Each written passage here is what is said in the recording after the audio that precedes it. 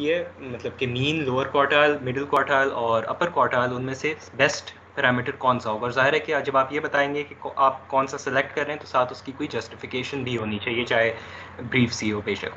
तो काफ़ी लोगों ने ठीक बताया था कि मीडियन सेलेक्ट करना चाहिए। उसकी वजह ये है कि मीन जो होता है वो क्वार्टाइल्स मीन जो होता है वो आउटलायर्स को सेंसिटिव होता है, और यहाँ पे हमें नज़र आ रहा है कि एक वैल्यू जो है, जो आखिरी वैल्यू है, वो बाकी सबसे काफ़ी ज़्यादा डिफरेंट है। तो मीन इस वजह से हमें नज़र भी आ रहा है कि मीडियन से काफ़ी बड़ा है। क्वार्टाइल जाहिर है कि measure of location lower quartile या अपर क्वार्टाइल इसलिए नहीं हो सकते कि वो लोअर क्वार्टर या अपर क्वार्टर के मेजर होते हैं, वो सेंट्रल लोकेशन के मेजर नहीं होते हैं। तो जिन लोगों ने ये लिखा था कि quartiles are the best measure, उनको मैंने उस हिस्से के आधे नंबर दिए, क्योंकि आपने स्पेसिफिकली मिडिल क्वार्टाइल इंडिकेट करना था जो कि पूरे डेटा सेट का रिप्रेजेंटेटिव हो सके। ठीक है, पार्ट बी में आपसे कहा गया था कि कोई अप्रोप्रिएट स्क्यूनेस कोफिशिएंट सेलेक्ट करें और उससे डेटा डिस्ट्रीब्यूशन को एनालाइज करें। इसके अंदर पहली इंपॉर्टेंट चीज़ ये थी कि हमने दो पियर्सन स्क्यूनेस कोफिशिएंट्स देखे थे, उनमें से आपको सेलेक्ट करना था कि कौन सा अप्रोप्रिएट है। पहला वाला इसलिए नहीं इस्तेमाल हो सकता था कि डेटा का कोई मोड नहीं है, क्योंकि डेटा में कोई भी वैल्यू रिपीट नहीं हो रही या सब बराबर अपीयर हो रही है, सब एक एक दफ़ा आ रही हैं, तो डेटा का कोई मोड नहीं होगा। इस वजह से फिर आप पहला स्क्यूनेस कोफिशिएंट इस्तेमाल नहीं कर सकते जिसके अंदर मोड इस्तेमाल होता है। तो आपके पास सेकंड कोफिशिएंट बचता है, उसके लिए आपको स्टैंडर्ड डेविएशन निकालनी थी, वो सभी ने मेरे ख्याल से निकाली है। सिंपल उसका प्रोसीजर। अच्छा, उसमें कुछ लोगों ने गलती ये की है कि स्टैंडर्ड डेविएशन निकालते हुए आपने जो ये समेशन करना है, ये स्क्वायर हर वैल्यू का डेविएशन का स्क्वायर लेने के बाद करना है। कुछ लोगों ने डेविएशन निकाली है, मतलब x माइनस एक्स बार सिर्फ निकाला है, उनको सम किया है और आखिर में सम वैल्यू को स्क्वायर किया है। वो गलत है, क्योंकि जब आप डेविएशंस को सम करते हैं स्क्वायर करने से पहले, तो वो ऑलमोस्ट ज़ीरो के बराबर आता है। हमने शुरू में देखा था, डेरिवेशन क्लास में की थी, कि हमेशा deviation from the mean itself zero होती है। इसलिए आप हमेशा हर वैल्यू की कॉरस्पॉन्डिंग डेविएशन को पहले स्क्वायर करते हैं, उनके बाद स्क्वायर का सम करते हैं। दूसरी गलती कुछ लोगों ने ये की है कि नीचे डिनोमिनेटर में सिर्फ n इस्तेमाल किया। ये भी हमने बात की थी कि जब आप पॉपुलेशन का स्टैंडर्ड डेविएशन निकालते हैं तब डिनोमिनेटर में n आता है, और जब सैंपल का स्टैंडर्ड डेविएशन निकाला जाता है, जिस तरह यहाँ पे आपके पास सैंपल था, उसके लिए डिनोमिनेटर में n-1 होता है।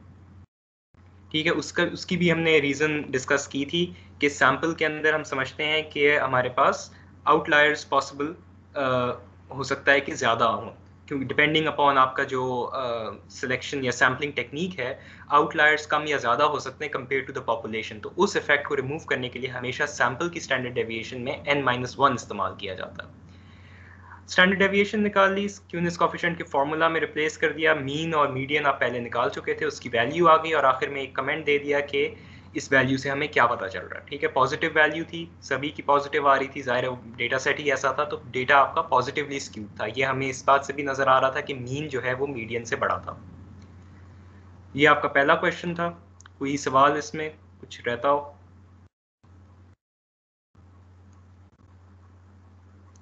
नहीं, ठीक है।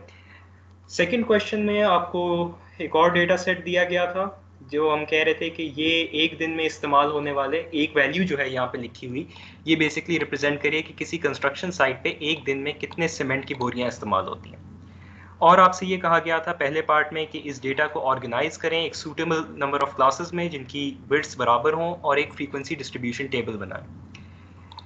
तो इसके अंदर सबसे पहला काम आपने ये करना था कि जितनी भी आप नंबर ऑफ क्लासेस सेलेक्ट करें उसको आप जस्टिफाई कर सकें, क्योंकि हमने क्लास में ये देखा था, एक गाइडलाइन देखी थी कि नंबर ऑफ क्लासेस किस हिसाब से आप सेलेक्ट करते हैं, जो कि हमने देखा था कि नंबर ऑफ ग्रुप्स या number of classes should be equal to the square root of the number of observations.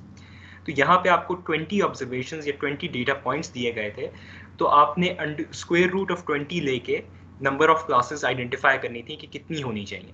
तो वो हमारे पास 4.47 आ रहा था, जिसका मतलब ये कि आप 4 या 5 इस्तेमाल कर सकते हैं। और दूसरी बात मैंने आपको बताई थी कि जनरली हिस्टोग्राम बनाते हुए कहा जाता है या फ्रीक्वेंसी डिस्ट्रीब्यूशन बनाते हुए कहा जाता है कि नंबर ऑफ क्लासेस 5 से 15 के दरमियान होनी चाहिए, यानी बहुत कम भी ना हो, बहुत ज़्यादा भी ना हो। इसलिए हम क्लोजेस्ट वैल्यू 5 की सिलेक्ट करते हैं कि हमारे पास 5 क्लासेस होंगी। उसके बाद डेटा सेट में से मिनिमम और मैक्सिमम वैल्यू आप देख लेंगे, रेंज देख लेंगे, उसकी बेसिस पे आप क्लास विड्थ सेलेक्ट कर सकते हैं। ठीक है, क्लास विड्थ हो जाएगा range divided by number of classes. ज़रूरी नहीं है कि एग्जैक्ट जो वैल्यू आए आप वही उठाएं, ज़ाहिर है वो डेसिमल प्लेस आएगा, थोड़ा सा आप उसको एडजस्ट कर सकते थे। और मैंने साथ ये भी लिखा है कि आप एक डिफरेंट नंबर ऑफ क्लासेस भी सिलेक्ट कर सकते थे, लेकिन उसको जस्टिफाई करना ज़रूरी था। अनफॉर्चुनेटली ज़्यादातर लोगों ने ये किया है कि अपनी नंबर ऑफ क्लासेस उन्होंने कहीं पे भी जस्टिफाई नहीं की, उन्होंने सिंपली क्लास विड्थ बना के लिख दिया, और उसकी वजह से आपकी फ्रीक्वेंसी डिस्ट्रीब्यूशन में, ख़ासतौर पे जिन्होंने 5 से ज़्यादा इस्तेमाल किए, आपकी फ्रीक्वेंसी डिस्ट्रीब्यूशन में एक एम्प्टी क्लास आ रही थी। और ये भी बताया था आपको मैंने कि क्लासेस हम प्रेफर करते हैं कि दरमियान की कोई क्लास ऐसी ना हो जो कि एम्प्टी बच रही हो। अगर मजबूरन रहती है तो ठीक है, ज़ाहिर है हम डेटा को मैनिपुलेट नहीं कर सकते आर्टिफिशियली, लेकिन हम एटलीस्ट अपनी क्लासेस बनाते हुए ये कोशिश करेंगे कि कोई क्लास एम्प्टी ना बचे, क्योंकि वो फिर हमें कोई इन्फॉर्मेशन नहीं देती, और फिर जो डेटा है इसका मतलब वो दूसरी क्लासेस में बंच अप हो रहा है, या आपके पास अननेसेसरीली ज़्यादा क्लासेस हैं। तो जिन्होंने 6 क्लासेस इस्तेमाल की हैं उन्होंने कोई जस्टिफिकेशन भी नहीं दी, फ्रीक्वेंसी उनकी एक क्लास में 0 आ रही थी, विच वॉज प्रॉब्लमैटिक, उस पर नंबर कटे। ठीक है, यहाँ पे मैंने लोएस्ट क्लास बाउंड्री, अच्छा मैंने यहाँ पे डिस्क्रीट क्लास बाउंड्रीज, डेटा को डिस्क्रीट ट्रीट किया है। कुछ लोगों ने कंटिन्यूस भी ट्रीट किया, वो भी ठीक है, लेकिन फिर उसके लिए अप्रोप्रिएट बाउंड्रीज की रिप्रेजेंटेशन ज़रूरी थी कि एक साइड पे क्लोज लिमिट हो, एक साइड पे ओपन लिमिट हो। दोनों तरफ क्लोज्ड या दोनों तरफ ओपन लिमिट करना उस केस में वो भी गलत था। और जिन्होंने डिस्क्रीट किया है तो उनके लिए ज़रूरी ये था कि यहाँ पे जैसे एक क्लास की अपर बाउंड्री जो है वो अगली क्लास की लोअर बाउंड्री में रिपीट ना हो, क्योंकि फिर इसका मतलब ये होता है कि वो वैल्यू 2 दफ़ा काउंट हो रही है। ठीक है, चाहे आप 2 दफ़ा काउंट ना करें, लेकिन उस क्लास की डेफिनेशन का मतलब ये होगा कि वो वैल्यू 2 दफ़ा काउंट होगी। इसलिए यहाँ पे पहली क्लास मैंने मिनिमम वैल्यू से एक वैल्यू कम से सिलेक्ट स्टार्ट की है, 10 की क्लास विड्थ रखी है, अप टू 52 इंक्लूसिव है, 42 52 दोनों लिमिट्स जो हैं वो इस क्लास में इंक्लूडेड हैं। फिर अगली क्लास 53 से स्टार्ट होती है अप टू 63। तो क्लास विड्थ कांस्टेंट है, इक्वल है। फ्रीक्वेंसीज ज़ाहिर है डेटा सेट मैंने काउंट कर लिया, जो कस्टम वैल्यूज़ थी वो अलग से 4 यहाँ पे लिख ली और वो अप्रोप्रिएट क्लासेस में काउंट कर ली। 50 ज़ाहिर है पहली क्लास में चली गई, एंड सो ऑन। और ये भी बता दिया कि क्लास बाउंड्रीज जो मैंने सेलेक्ट की हैं वो सूटेबल क्यों हैं। तो इंपॉर्टेंट चीज़ ये थी कि आपके सारे डेटा पॉइंट्स कवर होने चाहिए, कोई भी डेटा पॉइंट ऐसा ना हो जो काउंट ना हो रहा हो किसी क्लास में। दूसरा ये कि हमने नंबर ऑफ क्लासेस गाइडलाइन के मुताबिक बनाई हैं, और कोई क्लास एम्प्टी नहीं है। ठीक है, क्लास विड्थ इक्वल रखने का क्या कहा गया था, तो वो भी हमने इंश्योर किया है। ये आपका पहला पार्ट था। दूसरे पार्ट में आपने इसी फ्रीक्वेंसी टेबल को हिस्टोग्राम की फॉर्म में रिप्रेजेंट करना था। जिन्होंने सिंपली ये एक्सेस बनाए हैं और बार्स बना दिए हैं उनको मैंने 1.5 मार्क्स दिए हैं। उसके बाद ज़रूरी ये था कि आपने एक्सेस लेबल किए हों। ज़ाहिर है किसी भी ग्राफ में, मैंने क्लास में भी कहा था, ग्राफ में ज़रूरी होता है कि आपके एक्सेस सही तरीके से लेबल्ड हों। तो यहाँ पे आप वाई एक्सेस पे फ्रीक्वेंसी या रिलेटिव फ्रीक्वेंसी जिसकी ज़रूरत नहीं थी लेकिन आप कर सकते थे, वो भी ठीक है, या जो आपके पास वो क्वांटिटी है जो कि नंबर ऑफ डेज हैं। फ्रीक्वेंसी यहाँ पे क्या है, ये नंबर ऑफ डेज है, एक दिन में इतने सैक्स हुए, सेकंड डे पे इतने इस्तेमाल हुए, एंड सो ऑन। तो you have total of 20 days जिस पे आपने ऑब्जर्वेशंस दी हैं, और हर क्लास की जो फ्रीक्वेंसी है बेसिकली बता रही है कि इस रेंज में नंबर ऑफ सैक्स कितने दिन इस्तेमाल हुए। इसी तरह एक्स एक्सिस पे लोगों ने लिखा था क्लास विड्थ्स लेबल किया था या क्लास बाउंड्रीज लेबल किया था, वो गलत है। क्लास बाउंड्रीज ये इंडिविजुअल वैल्यूज हैं जो टिक लेबल्स हैं यहाँ पे। जो क्वांटिटी लेबल था वो ये था कि ये रिप्रेजेंट क्या करती हैं ये वैल्यूज़, तो वो नंबर ऑफ सैक्स यूज्ड इस्तेमाल करती हैं। कुछ लोगों ने ठीक भी किया, उनको नंबर मिले हैं। और जाहिर है जब आप डिस्क्रीट क्लास बाउंड्रीज इस्तेमाल करते हैं तो आपको ये भी बताया था कि हिस्टोग्राम में बार्स एडजेसेंट होते हैं, तो आपको क्लास बाउंड्रीज अकॉर्डिंगली एडजस्ट करनी थी। तो यहाँ पे जैसे पहली क्लास में लोअर बाउंड्री में से 0.5 सब्ट्रैक्ट किया, अपर बाउंड्री में 0.5 ऐड किया। इसी तरह सेकंड क्लास की लोअर बाउंड्री से 0.5 सब्ट्रैक्ट किया, अपर बाउंड्री में 0.5 ऐड किया, तो वो क्लासेस जो हैं वो एडजेसेंट हो जाती हैं। हिस्टोग्राम आप ऐसे नहीं बना सकते थे कि 42 to 53 आपने वो बार बना दिया, वो गलत था।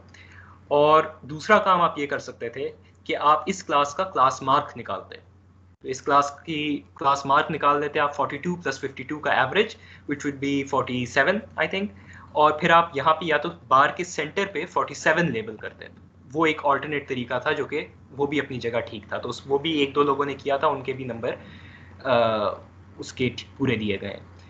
और आपने जाहिर है कि कहा गया था क्वेश्चन में कि एनालाइज करना है, तो उसके ऊपर आपने एक छोटा सा कमेंट ज़रूर देना था कि शेप से आपको क्या पता चलता है, स्क्यूनेस का या जनरली डिस्ट्रीब्यूशन के बारे में क्या पता चल रहा है।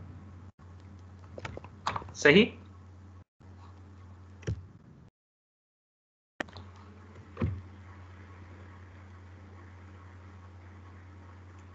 अच्छा, क्वेश्चन नंबर 3 जो है रिलेटिवली मेरे ख्याल से सिंपल था, सारी चीज़ें हमने कवर की हुई थी और इसके नेचर से ये एटलीस्ट आई बिलीव पता चल रहा था कि आपको कौन से लॉज अप्लाई करने हैं। आपको ये कहा गया था कि एक पर्टिकुलर प्रोजेक्ट में 3 प्रोग्रामर्स इस्तेमाल हो रहे हैं और ये बताया गया था कि तीनों जो हैं वो अलग-अलग और एम्प्लॉयड एट सेपरेट टाइम्स, ठीक है, कोई भी इकट्ठे काम नहीं कर रहे। फिर आपको ये बताया गया था कि वो 3 बंदे रिस्पेक्टिवली कितना कितना पोर्शन उसका कंप्लीट करें। तो पर्सन 1 जो है वो 30% कर रहा है, second guy is doing 20% and the third guy is doing 50% of the project, ठीक है। उसके बाद सेकंड पोर्शन में आपको ये बताया जा रहा है कि the probability of a bug existing in the subroutines या portion of the code written by person 1 is 0.01। अब यहाँ पे कंडीशनल प्रोबेबिलिटी की बात आ रही है, क्योंकि आपको ये बताया जा रहा है कि स्पेसिफिकली जो हिस्सा पर्सन 1 ने लिखा उसके अंदर 1% इज डिफेक्टिव। इसी तरह से आपको ये बताया गया कि जो हिस्सा पर्सन 2 ने स्पेसिफिकली लिखा, अब याद रहे कि ये पूरे कोड में से परसेंटेज नहीं बताई जा रही, ये उस इंडिविजुअल बंदे के लिखे गए कोड के हिस्से में से बताई जा रही है। पर्सन 2 ने जितना लिखा उसमें से 3.y% वॉज डिफेक्टिव और सिमिलरली पर्सन 3 के लिए। पहले पार्ट में ट्री डायग्राम बनाने का कहा गया था। सबसे पहला काम जो कि मेरे ख्याल से तकरीबन किसी ने भी नहीं किया कि आप अपने इवेंट को डिफाइन करते हैं, इवेंट नोटेशन आपकी रिप्रेजेंट क्या कर रही है, ठीक है। तो वो हमने बता दिया, ठीक है, P1 पर्सन 1 को रिप्रेजेंट कर रहा है कि उसने काम किया एंड सिमिलरली P2 P3। इसी तरह मैंने B से डिनोट किया है कि कोड में डिफेक्ट है और फिर जाहिर है कि B complement would directly represent not having a defect.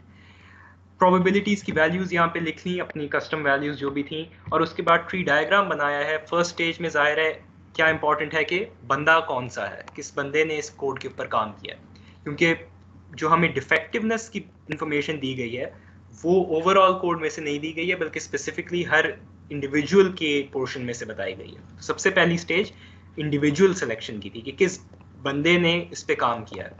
तो हमने इवेंट्स लिख दिए, उनके लिस्ट कर दिए, 3 इवेंट्स थे, 3 पॉसिबिलिटीज़ थी, ट्री डायग्राम बना दी, रिस्पेक्टिव प्रोबेबिलिटीज 7 ब्रांचेस के ऊपर लेबल की, ठीक है। ये इंपॉर्टेंट है कि प्रोबेबिलिटी जो है वो ब्रांच के ऊपर लिखी जाती है, इवेंट ब्रांच के आखिर में आता है। अगर मैं यहाँ पे इस पाथ के आखिर में एक प्रोबेबिलिटी लिखूंगा, वो इस पूरे पाथ की यानी कि P1 इंटरसेक्शन B इवेंट की प्रोबेबिलिटी रिप्रेजेंट होनी चाहिए, यानी वो 0.3 टाइम्स 0.01 अगर मैं यहाँ पे लिखूं एंड पे तो वो ठीक होगा।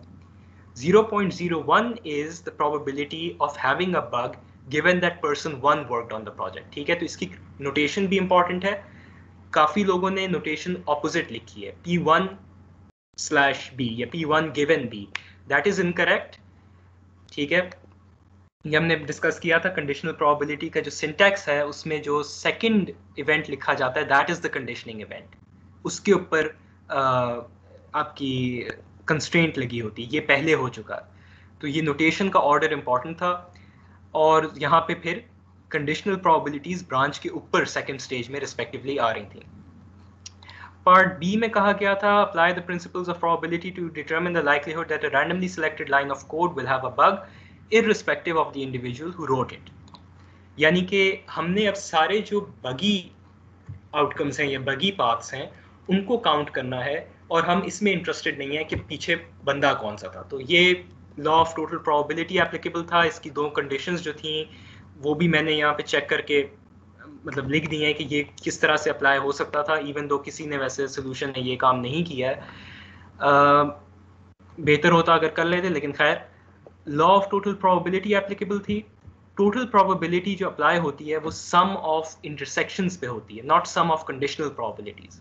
तो इंटरसेक्शन फिर इंडिविजुअली इक्वल होता है, जैसे B intersection P1 is equal to B given P1 times the probability of P1। तो कुछ लोगों ने डायरेक्टली ये कंडीशनल प्रोबेबिलिटी सम की हैं, अगेन दैट वाज रॉन्ग, उस पे भी नंबर कटे हैं। आपको इंटरसेक्शन निकालना था, ठीक है। और इंटरसेक्शन निकालने में ये जाहिर है कि अगेन नोटेशन इंपॉर्टेंट थी, क्योंकि आपके पास कंडीशनिंग इवेंट जो होता है उसकी साथ इंडिपेंडेंट प्रोबेबिलिटी मल्टीप्लाई होती है। तो लोगों ने यहाँ पे ये कुछ लोगों ने ये किया है कि probability of P1 given B times probability of P1, that is a violation of the laws of probability. आप उसके मैंने कुछ नंबर दिए हैं लेकिन नॉट फुल बिकॉज वो बाय डेफिनेशन गलत है, तो आपकी नोटेशन भी गलत है, उसके बाद आप अप्लाई भी उसको गलत कर रहे हैं। बाकी सॉल्व लोगों ने कर लिया है, ठीक है, आंसर आपका आ गया, दैट इज़ फाइन। बेसिकली आपने इंटरसेक्शन प्रोबेबिलिटीज को सम किया। पार्ट सी में ये कहा गया था कि if a random line of code is observed and found to be defective, तो ये अब आपको कंस्ट्रेंट बताई जा रही है कि this is known that the random line of code is defective. तो ये अब आपके पास डिफेक्टिव कंडीशन जो है वो कंडीशनिंग इवेंट बन गया। Find the probability that person 2 was responsible. Now the person is uncertain, the identity of the coder is uncertain. तो requirement अब आपके पास posterior probability की है, probability of P2 given B. Again notation important है क्योंकि second position पे जो event लिखा जाता है that is the conditioning event. Condition यहाँ पे ये दी गई है कि the code is defective. इस पे आप बेस थ्योरम अप्लाई करते हैं। सिंपली आपने जो टोटल प्रोबेबिलिटी पिछले पार्ट में निकाली वो डिनोमिनेटर में आप इस्तेमाल करेंगे, न्यूमरेटर के अंदर वो इंटरसेक्शन प्रोबेबिलिटी भी आप पीछे एवेल्युएट कर चुके होंगे टोटल प्रोबेबिलिटी निकालने के लिए, वो आपने यहाँ पे सिंपली इस्तेमाल करनी थी। काफ़ी सिंपल था ये वाला पार्ट, इसमें और कुछ करने की ज़रूरत नहीं थी, लेकिन नोटेशन इंपॉर्टेंट थी। ठीक है, पार्ट बी के अंदर आखिर में आपसे ये कहा गया था कि find the probability that a line of code randomly selected from those written by person 3। Now we are not saying randomly selected. अगर मैं यहाँ पे बात खत्म करता, इसका मतलब ये होता कि मैं पूरे प्रोजेक्ट में जितनी भी लाइंस कोड की गई उनमें से रैंडमली सिलेक्ट कर रहा हूँ। यहाँ पे ये कहा गया from those written by person 3 only. तो अब आप स्पेसिफिकली एक रिड्यूस्ड सैम्पल स्पेस में इंटरेस्टेड हैं जो कि पर्सन 3 ने जिस पे काम किया है, और निकालना क्या है, that it will not contain a bug. तो कंडीशन ये लग गई कि उस पे पर्सन 3 ने काम किया होना चाहिए। This is the conditioning event and uncertainty is does it contain a bug और नॉट, डिफेक्टिव है या नहीं है। तो कंडीशनिंग इवेंट सेकंड पोजीशन पे आया और अनसर्टेनिटी आपके पास फर्स्ट पोजीशन पे आई। Now this is B complement, क्योंकि you are interested in not being defective, ठीक है, will not contain a bug. तो इसको अब आप बेसिक लॉ से निकाल सकते थे कि अब आपके पास जो सैम्पल स्पेस है वो कन्फाइन होके रह गई है सिर्फ उस पे जो पर्सन 3 ने काम किया, और पर्सन 3 ने जिस पे काम किया है वो आपको पता है कि उसके अंदर फिर दो डिविजन्स हैं कि वो डिफेक्टिव हो सकता है या अनडिफेक्टिव होगा। तो डिफेक्टिव की प्रोबेबिलिटी पता थी, आपको ये वाली कंडीशनल प्रोबेबिलिटी चाहिए थी। और यहाँ पे जो लोगों ने नोटेशंस गलत की हैं उन्होंने यहाँ पे आके, अगर पीछे उन्होंने सही कर भी लिया है बाय चांस, तो यहाँ पे आके उन्होंने उसको मैसअप किया है। तो आपको ये कंडीशनल प्रोबेबिलिटी चाहिए थी, इंटरसेक्शन प्रोबेबिलिटी नहीं चाहिए थी, क्योंकि आप पूरी सैम्पल स्पेस में से प्रोबेबिलिटी पे इंटरेस्टेड नहीं थे। दिस वाज डायरेक्टली 1 - 0.021 या जो भी आपकी कस्टम वैल्यू थी, या फिर आप इसको कंडीशनल प्रोबेबिलिटी की अगर डेफिनेशन भी अप्लाई करते तो this would be B complement intersection P3 divided by the probability of P3, यानी कि कंडीशनिंग इवेंट की प्रोबेबिलिटी नीचे डिवाइड होती है। तो that would again be 1 - 0.021 times 0.5 divided by 0.5, तो you end up with 1 - 0.021 anyway। तो सिंपली आपको जो ये बताई हुई प्रोबेबिलिटी थी यहाँ पे कंडीशनल प्रोबेबिलिटी, इसमें इसको 1 में से सब्ट्रैक्ट करना था, दैट वाज द आंसर। ठीक है, तो ये आपका मिड टर्म था। किसी का कोई क्वेश्चन हो पूछ सकते हैं, क्लियर है सबको?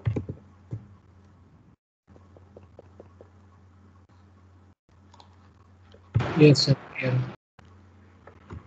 ठीक है, एवरेज आप लोगों की क्लास की इज अराउंड 12 and 12.5। एक सेक्शन की 12 है, एक सेक्शन की 12.5 है। ज़्यादातर लोगों ने मुनासिब किया है। जिन लोगों ने कुछ लोगों ने एक दूसरा पार्ट अटेम्प्ट ही नहीं किया, चाहे ये क्वेश्चन चाहे पिछला क्वेश्चन, नंबर सबसे ज़्यादा उन्हीं के कटे हैं, बाकी होंगे। हाईएस्ट किसके हैं ये मुझे एग्जैक्टली याद नहीं है, लेकिन highest is around 17 I think. Ali Rizwan के अच्छे थे, काफ़ी लोगों के अराउंड 16 हैं। तो आई डोंट रियली नो कि एग्जैक्टली किसका हाईएस्ट था, लेकिन Ali Rizwan I think did good, और इसी तरह सम अदर्स, ज़्यादातर के अराउंड 15-16 है, तो एवरेज के करीब ही हैं सब, नॉट मच डिफरेंस। किसी ने पार्ट 3 बहुत अच्छा किया है तो किसी ने पार्ट 2 के अंदर जस्टिफिकेशन नहीं दी, ये मसले हुए हैं, लेकिन overall I think it's good. ठीक है, और काफ़ी लोगों ने कॉपी किया है जो कि पता चला था। जी सर यूनिट्स के नंबर तो ना काटा करें। यूनिट्स के पूरे पेपर में से सिर्फ 1/4 ऑफ अ मार्क कटा है, 0.25, उससे ज़्यादा मैंने किसी के भी यूनिट्स पे नहीं काटे और वो भी अगर किसी ने एक जगह लिख दिए आगे मिस कर दिए उसके भी मैंने नंबर दिए हैं। अगर जैसे क्वेश्चन 1 के अंदर सिर्फ यूनिट्स इंपॉर्टेंट थे मेरे ख्याल से, और कहीं पे ऐसे यूनिट्स इस्तेमाल नहीं हो रहे थे, तो क्वेश्चन 1 में अगर लोगों ने जैसे 4 वैल्यूज एवेल्यूएट की, उनमें से 2 पे भी यूनिट्स लिखे हैं तो उनको मैंने उसके नंबर जाने दिए हैं। जिन्होंने नहीं भी लिखे उनके भी सिर्फ 0.25 कटे हैं, तो उसका कोई ज़्यादा फ़र्क नहीं पड़ा। सबसे ज़्यादा जो आप लोगों के नंबर कटे हैं वो इस पे कटे हैं कि लोगों ने एनालिसिस का कमेंट नहीं दिया, उसका 0.5 मार्क था क्योंकि यही आपसे मांगा गया था। इसी तरह यहाँ पे पार्ट ए में सिलेक्शन का 0.5 मार्क था।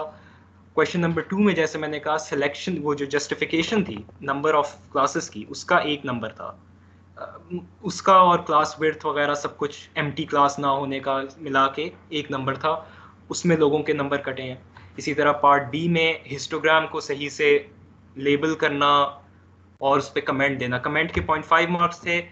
एक्सेस के अगर किसी ने दोनों एक्सेस नहीं लेबल किए और क्लास बाउंड्रीज भी गलत किए हैं उसका 1 नंबर कटा है। अगर एक्सेस एक लेबल किया है क्लास बाउंड्रीज ठीक हैं तो 0.25 कटा है। इसी तरह बैल सबके मैंने इक्वली ही मतलब के रखे हैं, तो उसका मसला नहीं है। ठीक है, और कुछ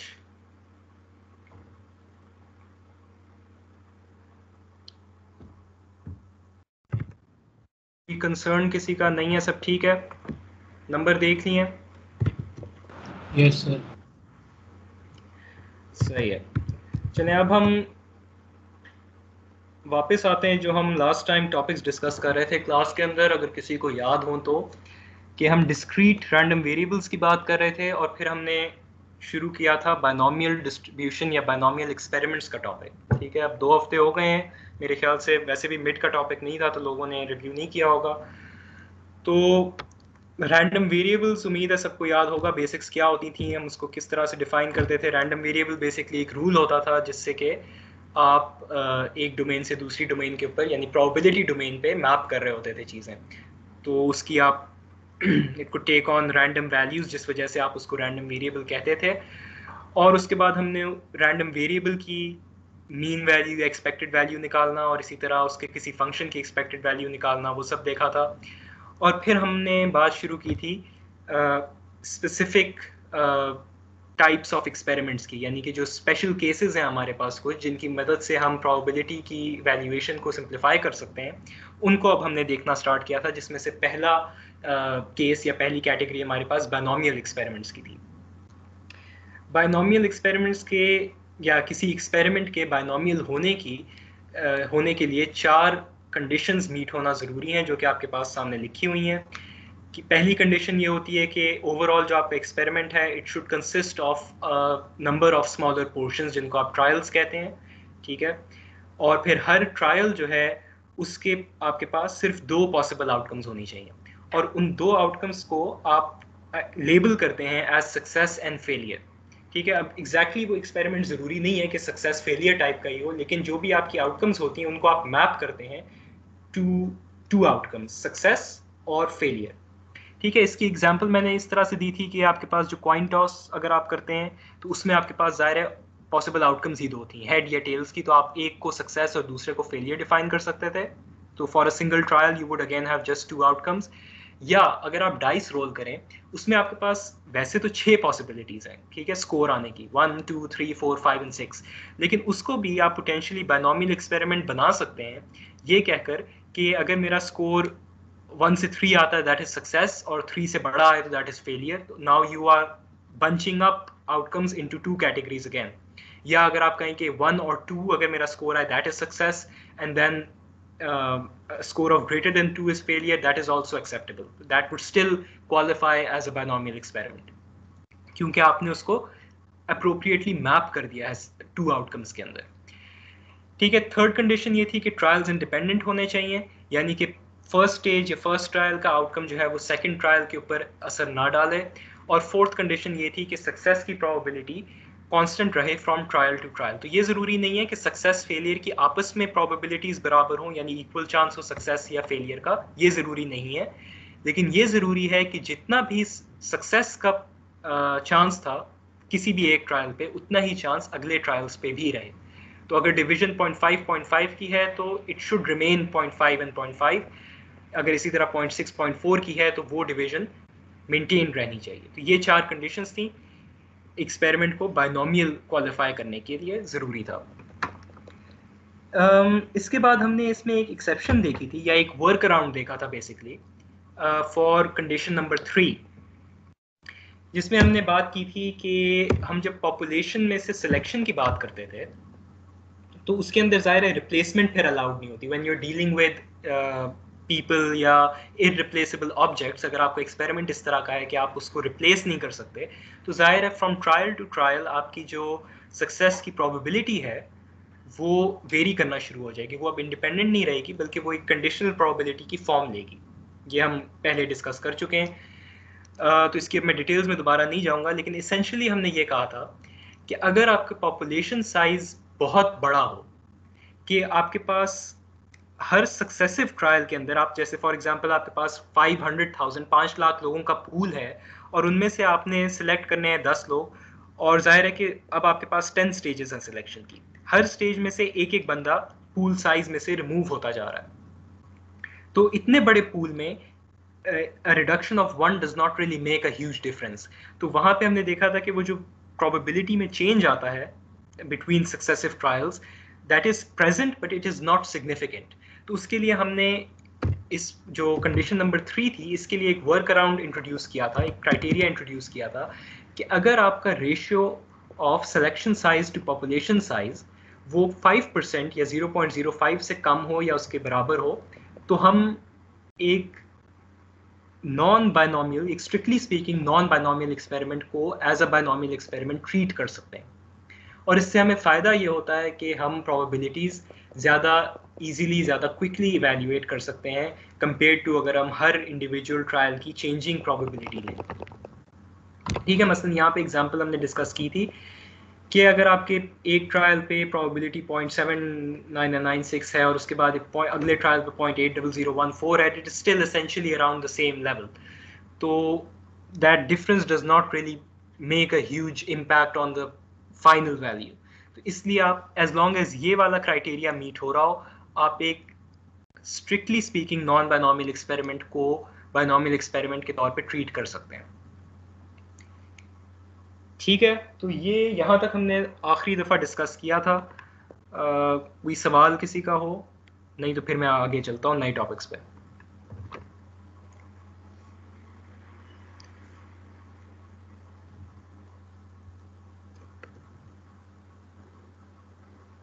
सही है. अच्छा, अब हम देखेंगे कि बाइनोमियल डिस्ट्रीब्यूशन होती क्या है. तो सबसे पहले हम ये डिफाइन करेंगे कि उस डिस्ट्रीब्यूशन के अंदर वो बाइनोमियल रैंडम वेरिएबल जो उसका बिल्डिंग ब्लॉक है वो क्या होता है. ठीक है, अब बाइनोमियल एक्सपेरिमेंट हमने डिफाइन ऐसे किया है, उसका जो क्राइटेरिया नंबर 2 था कि बाइनोमियल एक्सपेरिमेंट कोई भी ऐसा एक्सपेरिमेंट है जिसके नंबर ऑफ ट्रायल्स हों और हर ट्रायल में आपके पास 2 आउटकम्स हैं, एक सक्सेस की या एक फेलियर की. ठीक है, तो बाइनोमियल डिस्ट्रीब्यूशन के अंदर हम एसेंशियली इंटरेस्टेड होते हैं in the number of successes. अब आपके पास मल्टीपल स्टेजेस हैं, ठीक है, मल्टीपल ट्रायल्स हैं, that is established. You have trial 1 with success and failure, उसके बाद you have trial 2 which proceeds from trial 1 but again you have success and failure and so on. ठीक है, यहाँ पे failure से भी इसी तरह से 2 outcomes निकल रहे हैं and so on.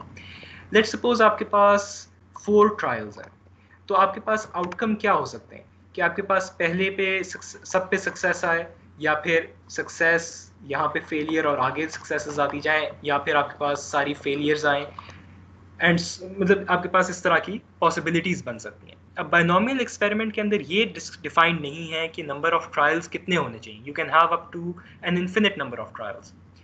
तो basically this possibility goes on कि आपके पास you could have n number of successes, you could have n number of failures or any number in between. ठीक है, you could have n successes and 0 failures, you could have n failures and 0 successes or any number in between. तो अब आप binomial random variable जो define करते हैं वो basically represent करता है number of successes को. तो जो हमने rule define किया है वो हमारे number of successes को map करेगा. ठीक है, अब हम फेलियर्स ज़ाहिर है ऑटोमेटिकली हो जाएंगी. नंबर ऑफ फेलियर्स जो है हमारे पास that would directly be the total number of trials minus x, and x is representing the number of successes among a certain number of trials. तो नंबर ऑफ ट्रायल्स को अब हम represent कर रहे हैं एन से, and x will represent the number of successful trials out of those n trials. तो x could be any value from 0 up to n. ठीक है, याद रहे कि अब x की मिनिमम वैल्यू 1 नहीं है, 0 है. ठीक हो गया. तो हमारे पास अब जो बाइनोमियल रैंडम वेरिएबल है x का, उसकी हमने डेफिनेशन एस्टैब्लिश कर ली, उसकी हमने रेंज एस्टैब्लिश कर ली कि x will vary from 0 up to the total possible number of trials that we have. इसके बाद हम इसको, इस x वेरिएबल को या इस बाइनोमियल डिस्ट्रीब्यूशन को हम रिप्रेजेंट करते हैं इन दिस फॉर्म. ठीक है, बेसिकली आप ये कह रहे हैं कि b रिप्रेजेंट्स, याद रहे अभी ये स्मॉल b है, दिस इज इंपॉर्टेंट, ये हम आगे देखेंगे स्मॉल और लार्ज का क्या फ़र्क है. ये हम रैंडम वेरिएबल्स में अभी तक देखते आए हैं. Capitalization represents a different parameter. आप बाइनोमियल डिस्ट्रीब्यूशन को रिप्रेजेंट करेंगे with a small b bracket में x, small x which again represents the discrete random variable specific value. Capital X represents the variable in general, small x represents its specific value. Semicolon के साथ फिर n number of trials और p जो होती है ये probability of success on a single trial को represent करती है.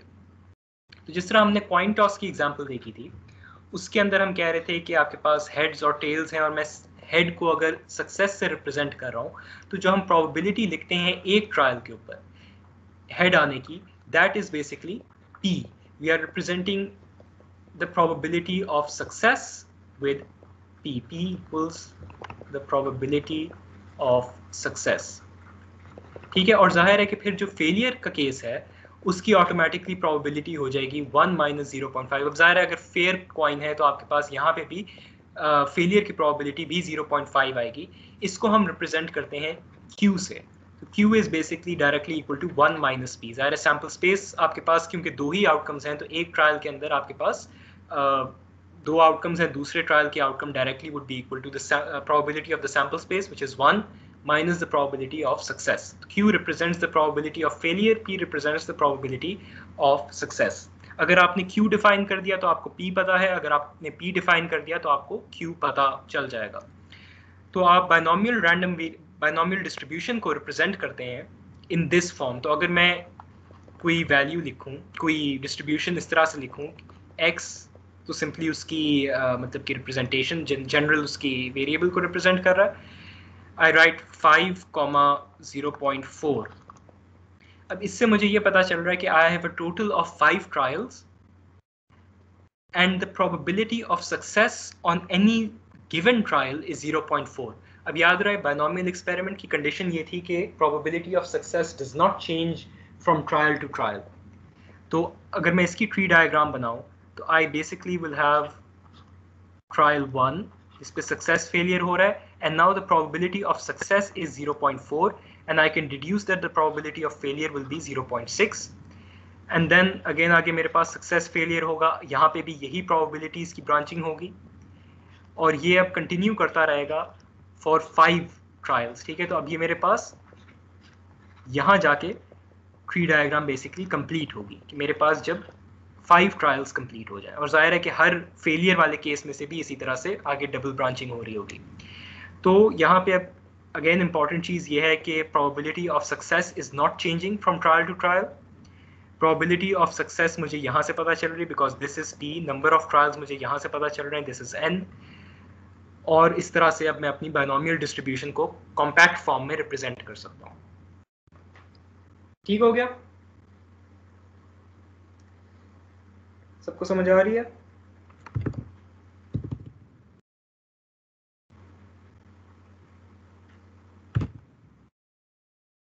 Yes, sir. मेरे ठीक है।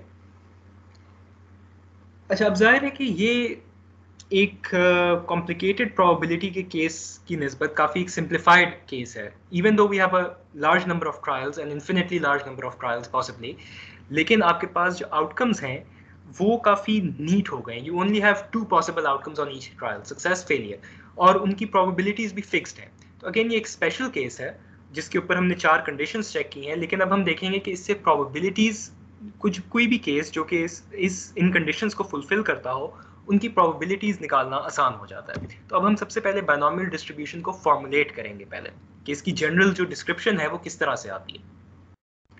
अब यहाँ पे एग्जांपल में हम स्टार्ट करें with a case that can be broken down into 4 trials. ठीक है, आपका एक्सपेरिमेंट है, सपोज आप कॉइन टॉस वाली एग्जांपल ही को ले लें। आप 4 दफ़ा कॉइन टॉस करें तो you basically have 4 trials that make up the experiment. तो आपकी जो पहला बायनॉमियल एक्सपेरिमेंट का कंडीशन थी कि the experiment must have a particular number of trials, वो यहाँ पे हम स्पेसिफाई करेंगे number of trials is equal to 4। Basically we are saying that n is equal to 4 for this particular case. ठीक है, ये सिंपली अभी हम बायनॉमियल डिस्ट्रीब्यूशन फॉर्मुलेट कर रहे हैं। ये this will be applicable to any general case that meets the 4 conditions. आपके पास अभी नंबर ऑफ ट्रायल्स 4 हैं, और अब हम ये कह रहे हैं कि ज़ाहिर है हर ट्रायल के अंदर आपके पास 2 आउटकम्स होनी चाहिए। तो trial 1 has success failure, trial 2 has success failure, trial 3 has success failure and trial 4 has success failure. Again this would repeat for all failure cases as well. ठीक है, सो ऑन। अब आप प्रोबेबिलिटी निकालना चाह रहे हैं of getting a particular number of successes, जिसको हम रिप्रेजेंट कर रहे थे discrete random variable capital X से। X represents the number of successes, specifically इस केस के अंदर the number of successes out of 4 trials। ठीक है, तो you have basically a possibility ये है that X could vary from 0 up to 4। ठीक है, यानी कि आपके पास किसी भी ट्रायल में सक्सेस नहीं हुआ, that would correspond to an X equals 0, small x equals 0।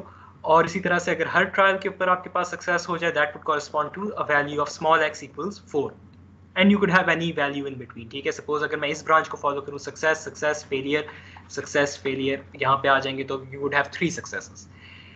तो अब आपके पास यहाँ पे वो जो सारी पॉसिबल आउटकम्स हैं वो लिस्ट की गई हैं। ठीक है, 4 successes, 3 successes, 3 successes but with success या failure happening in a different trial. यहाँ पे आपके पास 4th ट्रायल के अंदर फेलियर हो रहा था, यहाँ पे आपके पास 3rd ट्रायल के अंदर फेलियर हो रहा है, एंड सो ऑन। जिस तरह यहाँ पे आपके पास 1st ट्रायल में फेलियर हो रहा है, तो सारी पॉसिबल आउटकम्स जो हैं वो आपने लिस्ट कर दी। और अब हम हर इंडिविजुअल आउटकम की प्रोबेबिलिटी इवैल्यूएट करें। ये हम किस तरह से करेंगे? अब याद रहे कि यहाँ पे आपके पास जो प्रोबेबिलिटी ऑफ सक्सेस है, हर ब्रांच ऑफ सक्सेस के साथ एसोसिएटेड प्रोबेबिलिटी P की है, हर ब्रांच ऑफ फेलियर के साथ एसोसिएटेड प्रोबेबिलिटी Q की है। तो अगर मैं इंटरेस्टेड हूँ आउटकम जिसके अंदर सारे सक्सेसेस हों, तो basically I am interested in success intersection success intersection success intersection success. ठीक है, इसको सिंपली अभी हम रिप्रेजेंट करें एज 4 सक्सेसेस। तो मैं इस पर्टिकुलर आउटकम में इंटरेस्टेड हूँ। इसकी प्रोबेबिलिटी हम कैसे निकालते हैं, ये अब आपको पता है कि ट्री डायग्राम में आप जो फाइनल आउटकम की ओवरऑल प्रोबेबिलिटी निकालते हैं, वो आप सारी पिछले उस ब्रांच की पाथ्स की प्रोबेबिलिटीज को मल्टीप्लाई करते जाते हैं, राइट? क्योंकि these are essentially conditional probabilities of getting a success on the second trial given you have a success on the first trial. Similarly, this is getting a success on the third trial given that you have successes on the first 2 trials. लेकिन binomial experiment के अंदर जाहिर है ये conditional probabilities अब very नहीं कर रही। This is a feature of binomial experiments. तो 4 सक्सेसेस के लिए आपकी जो प्रोबेबिलिटी आ रही है, that is simply P times P times P times P, which is equal to P to the power 4। इसी तरह अगर मैं इस स्पेसिफिक केस की बात करूं जहां पे आपके पास पहले 3 सक्सेसेस हुई, आखिरी ट्रायल पे आपके पास फेलियर हुआ, इसकी probability would be equal to P times P times P times Q। You are P cube times Q, और Q जाहिर हम रिप्रेजेंट करें एज सिंपली 1 माइनस P की शॉर्टन फॉर्म है। तो इसकी प्रोबेबिलिटी हमें इंडिविजुअल इस इवेंट की पता चल गई। And so on. हम ये प्रोसेस रिपीट करें। सपोज अब यहाँ पे सक्सेस से आपके पास सेकंड ट्रायल पे फेलियर हुआ, थर्ड ट्रायल पे भी फेलियर हुआ, फोर्थ ट्रायल पे आपके पास सक्सेस हो गया, तो this would B p times q times q times p, तो p square times q square. ठीक है, ये कहाँ पे आपके पास सक्सेस फेलियर फेलियर सक्सेस। ठीक है, तो this would B p square times q square. ठीक है, सारी इंडिविजुअल जो पॉसिबिलिटीज थी उनकी आपने प्रोबेबिलिटीज लिस्ट कर ली हैं।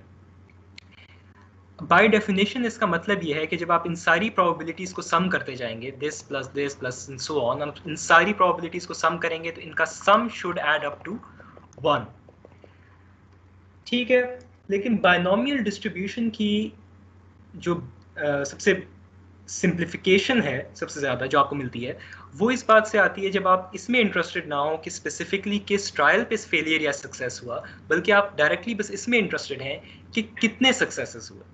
ठीक है, तो basically you would be interested in let's suppose x equals 3, कि मैंने 4 ट्रायल्स किए, 3 सक्सेसेस होने की प्रोबेबिलिटी क्या है। सपोज मैं कहता हूँ कि हम कॉइन टॉस कर रहे हैं 4 दफ़ा और आप जीतते हैं जब 3 दफ़ा हेड आए, मैं जीतूंगा जब 4 दफ़ा हेड आए, थर्ड पर्सन विंस जब 2 दफ़ा हेड आए। तो now you are interested in specifically कि 3 दफ़ा हेड आने की प्रोबेबिलिटी क्या है। आपको इससे गर्ज नहीं है कि चौथे पे टेल आया या तीसरे ट्रायल पे टेल आया, उससे अब आपको इंटरेस्ट नहीं है। तो बेसिकली अब आप इस केस में भी आपकी विन है, या आपकी बेसिकली आपके जो भी आउटकम है वो सेटिस्फाई हो रहा है। इसी तरह इस केस के अंदर भी आपकी विन है, यहाँ पे भी आपकी विन है और यहाँ पे भी आपकी विन है। ठीक है, तो इन चारों आउटकम्स में आपका जो डिजायर्ड आउटकम है, ऑब्जेक्टिव है, वो अचीव हो रहा है। तो now you are not interested in specifically which trial had the failure or the success, you are directly interested in the number of successes.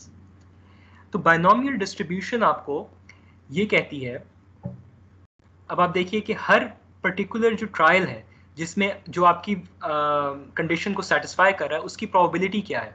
यहाँ पे आपकी probability P Q times Q है, इस केस के लिए भी, इस केस के लिए भी, इस केस के लिए भी और इस केस के लिए भी। तो जो आपकी टोटल विनिंग केसेस हैं उनकी प्रोबेबिलिटी बन जाएगी p cube times q plus p cube times q plus p cube times q, 4 times basically. तो this would be 4 times p cube times q. तो अब हमें एक पैटर्न डेवलप होता नजर आ रहा है कि आप जितने नंबर ऑफ सक्सेसेस में इंटरेस्टेड होते हैं, that becomes the index of the probability of success. इसी तरह से जितनी आपको फेलियर्स चाहिए, जाहिर है कि अगर आपके पास ट्रायल्स 4 हैं, आपको सक्सेसेस 3 चाहिए, तो इसका मतलब आपको failures, you require 1 failure as well. तो जो फेलियर्स का नंबर है that becomes the index of Q. ठीक है, अगर कोई फेलियर नहीं होगी तो क्यू का इंडेक्स आपके पास 0 हो जाएगा, तो anything to the power of 0 becomes 1। और यहाँ पे आपके पास जो नंबर मल्टीप्लाई हो रहा है that represents the number of trials in which your particular criterion is met. ठीक है, इसको किस तरह से हम डिराइव करेंगे ये भी देखते हैं, लेकिन हमें यहाँ पे ये पैटर्न नजर आ रहा है कि the number of trials in which you need a success becomes the index of the probability of success, and that is multiplied with the probability of failure raised to the power of the number of failures that you need. सही है, यहां तक समझ आ रही है?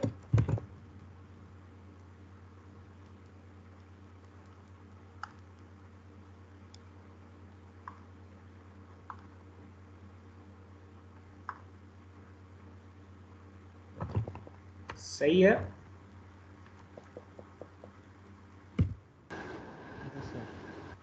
ठीक है ना? yes, sir, तो clear है। इसी तरह से हम एक डिफरेंट नंबर ऑफ सक्सेसेस, अभी हमने एक स्पेसिफिकली 3 सक्सेसेस का केस देखा, now we can extend this to a different number of successes and any general case which can have a different number of trials in total. अभी हम specifically n equals 4 x equals 3 का case देख रहे थे, now we can extend this pattern to a different number of trials and a different number of successes that we require. ठीक है, तो अब यहां से आपके पास बायनोमियल डिस्ट्रीब्यूशन की जनरल डेफिनेशन आती है।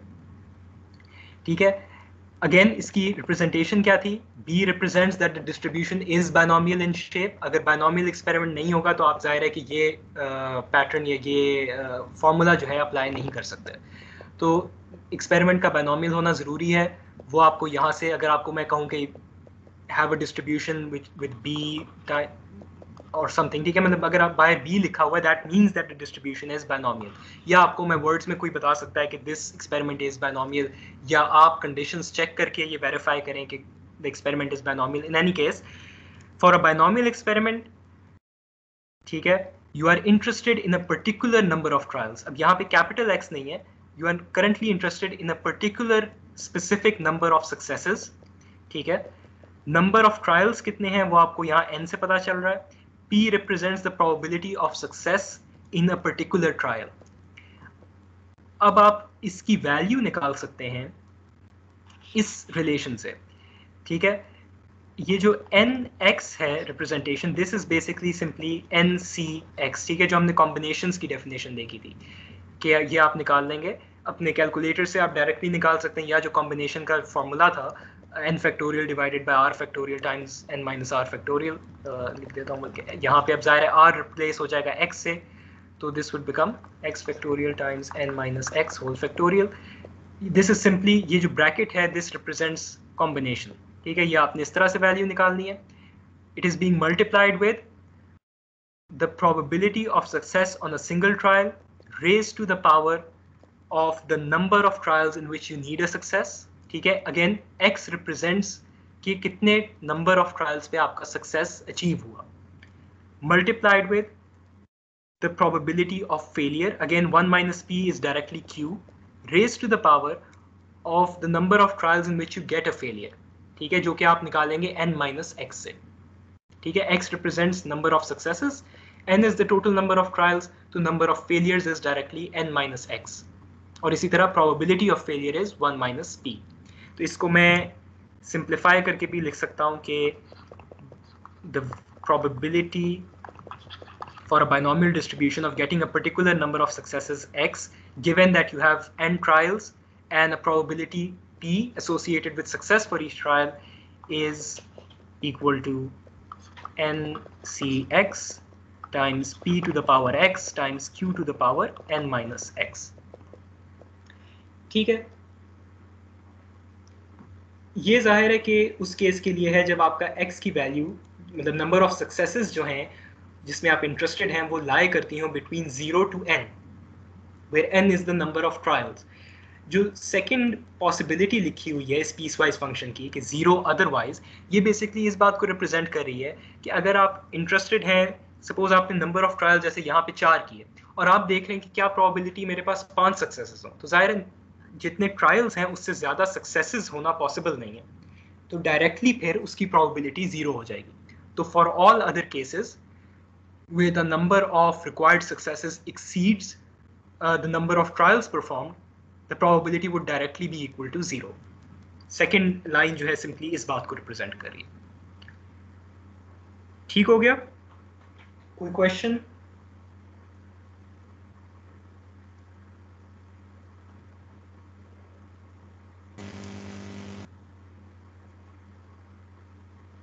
नहीं तो ठीक है, अब इसकी हम एक एग्जांपल देख लेते हैं, अप्लाई कैसे किया जाएगा।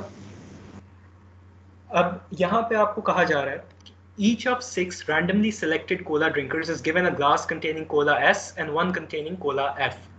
अब यहाँ पे ज़ाहिर एक प्रिलिमिनरी एग्जांपल है तो वो सक्सेस फेलियर वाली नरेशन इस्तेमाल हो रही है, लेकिन ये आपको मैं कह चुका हूँ कि as long as you can map outcomes to success and failure, you can still make it a binomial distribution, ठीक है। तो यहाँ पे आपको कोला S को हम सक्सेस कह देंगे, कोला F को आप फेलियर कह देंगे, लेकिन अगर वो डायरेक्टली आपको इन्फॉर्मेशन उस फॉर्म में ना भी दी गई हो तो you can map it to success and failure to make it a binomial experiment, ठीक है। फिर आपसे कहा जा रहा है the glasses are identical in appearance except for a code on the bottom to identify the cola. Suppose there is actually no tendency among cola drinkers to prefer one cola to the other, then the probability, then P, small p again represents probability of success, ठीक है। probability that a selected individual prefers cola S, जिसको हम अब success कह रहे हैं, equals 0.5. So with x representing the number who prefer cola S, यानी number of successes, x is a binomial variable, ठीक है। अच्छा, ये ज़रूरी है कि कोई भी बायनोमियल डिस्ट्रीब्यूशन का प्रिंसिपल अप्लाई करने से पहले आप ये वेरीफाई करें कि वाकई जो जिसके बारे में आपसे इंफॉर्मेशन मांगी जा रही है जिस वेरिएबल की, वो बायनोमियल ही है, ठीक है। तो यहाँ पे जिस तरह बायनोमियल कि यहाँ पे रिप्रेजेंटेशन इस्तेमाल की गई है, इससे आपको पता चल रहा है कि x is a binomial variable, या आपको कुछ और डिटेल्स बताई जा सकती हैं जिसकी मदद से फिर आप वो पहली 4 कंडीशंस चेक करेंगे तो आप वेरीफाई करेंगे, या आप ये डिड्यूस करेंगे, आप अपनी जस्टिफिकेशन देंगे कि ये वेरिएबल बाइनोमियल है। या इसी तरह जो हमने दूसरी रिप्रेजेंटेशन देखी small b x n p वाली, so in either of these ways आपको किसी तरह से ये वेरीफाई करना होगा सबसे पहले कि ये डिस्ट्रीब्यूशन वाकई बाइनोमियल है, क्योंकि आगे हम और डिस्ट्रीब्यूशंस देखेंगे, पॉइसन डिस्ट्रीब्यूशन देखेंगे, ची स्क्वायर डिस्ट्रीब्यूशन देखेंगे, तो आपको डिस्ट्रीब्यूशन कंफर्म करना ज़रूरी होगा। पीछे हम नॉर्मल डिस्ट्रीब्यूशन की भी बात कर चुके हैं जिस पे एम्पिरिकल रूल लगता था, तो अगेन डिस्ट्रीब्यूशन की शेप वेरीफाई करना या उसकी कैटेगरी वेरीफाई करना इज़ इम्पॉर्टेंट। ठीक है, यहाँ पे आपको डायरेक्टली बताया जा रहा है कि बाइनोमियल वेरिएबल है। जब आप इस फॉर्म में लिखते हैं, जब आप कहते हैं कि capital X is a binomial variable, this represents number of trials and probability of success again, ठीक है। तो इसी की alternate representation इस तरह से होती है, इसको आप इस तरह से भी लिख सकते हैं। यहाँ पे कैपिटल X इस्तेमाल किया जाता है क्योंकि आप एक स्पेसिफिक नंबर ऑफ सक्सेसेस की बात नहीं कर रहे, यहाँ पे आप एक स्पेसिफिक X की वैल्यू पे बात करते हैं, तो उसकी आप आगे probability निकालते होते हैं। But in either case binomial distribution है। और फिर ये जो ब्रैकेट के अंदर टर्म्स हैं, अगर मैं आपको मतलब अलहदा से ना बताऊं नंबर ऑफ सक्सेसेस क्या है, ये प्रोबेबिलिटी ऑफ सक्सेस क्या है, सिर्फ आपको ये इंफॉर्मेशन दी जाए तो इससे भी आप डिड्यूस कर सकते हैं, कर लेना चाहिए कि total number of trials is 6 and the probability of success on a single trial is 0.5। ठीक है, अब यहाँ पे इवेल्युएट की जा रही है probability that exactly 3 people will prefer Cola S। ठीक है, यानी कि अब आपसे ये कहा जा रहा है बेसिकली कि फाइंड द प्रोबेबिलिटी, बेसिकली अब आपसे इवेल्युएट जो यहाँ पे करवाया जा रहा है वो ये है कि स्मॉल x इक्वल्स 3 है। जिस तरह हम कहते हैं कि x इक्वल्स x की हम प्रोबेबिलिटी निकालते हैं, तो here we are saying probability that 3 people exactly will want cola S, या we will have a success in 3 of the 6 trials. तो इसकी अब आप वैल्यू निकालेंगे बाइनोमियल डिस्ट्रीब्यूशन की डेफिनेशन इस्तेमाल करके, क्योंकि हम कहते हैं कि जब आपके पास इस तरह से डिस्ट्रीब्यूशन लिखी जाए x n, p, तो इसकी वैल्यू होती है n x p to the power x q to the power n minus x। तो अब हमने ये डेफिनेशन इस्तेमाल की है, यहाँ पे हमारे पास x इक्वल्स 3 है, n इक्वल्स 6 है, p इक्वल्स 0.5 है, तो दिस बिकम्स 6c3, इसको मैं बल्कि इस तरह लिख देता हूँ 6c3 टाइम्स p की value is 0.5 to the power x which is 3, number of successes required या number of trials in which success is achieved, times q की क्या वैल्यू होगी 1 minus p, याद रहे q is always equal to 1 minus p, 1 minus 0.5 would again turn out to be 0.5 to the power 6, which represents the total number of trials minus the number of trials in which you had success. So basically this term is the number of trials in which you had a failure, या the number of trials in which the individuals या number of individuals who preferred Cola F, जिसको आप failure कह रहे हैं। तो ये बड़े सिंपली आपके पास सिंप्लीफाई हो जाता है। 6c3 आप इवेल्युएट भी कर सकते हैं कैलकुलेटर से या उसके फॉर्मूला से, this would turn out to be 20। तो अब ये जो ये NCX वाली टर्म है, ये जो मैंने जेनेरिक पीछे डिस्ट्रीब्यूशन डेवलप की थी फॉर 4 ट्रायल्स, उसमें हमने देखा था कि साथ एक टर्म मल्टीप्लाई हो रही थी जो कि रिप्रेजेंट करती थी कि कितने ऐसे ट्रायल्स थे जिन पे वो नंबर ऑफ सक्सेसेस वही थी जो आपको रिक्वायर्ड थी, लेकिन उनका ऑर्डर डिफरेंट था। तो ये टर्म जो 6NCX वाली टर्म है, ये उस फैक्टर को बीच में इंक्लूड करती है। साथ प्रोबेबिलिटी ऑफ सक्सेस आ गई और प्रोबेबिलिटी ऑफ फेलियर आ गई। तो इसकी वैल्यू फिर हम निकाल लेते हैं कि अब हमारे पास प्रोबेबिलिटी आ गई कि इन 6 में से 3 लोग कोला S प्रेफर करेंगे, इसकी प्रोबेबिलिटी हमारे पास 0.313 आ गई। ठीक है, सबको समझ आई है क्या किया है? Yes, sir. अब याद रहे बाइनोमियल डिस्ट्रीब्यूशन जो है वो आपको मतलब एग्जैक्ट नंबर ऑफ सक्सेसेस की प्रोबेबिलिटी बताती है, ठीक है, डायरेक्टली। यानी कि it would give you the probability of x directly being equal to a certain value. Exact number of successes के ऊपर आप इस definition से probability निकालते हैं. अगर आपसे ये पूछा जाए find the probability that at least 3 people will prefer cola S, then now you are interested in the probability of x equals 0. ठीक है, at least 3 का मतलब है कि 3 या 3 से ज्यादा.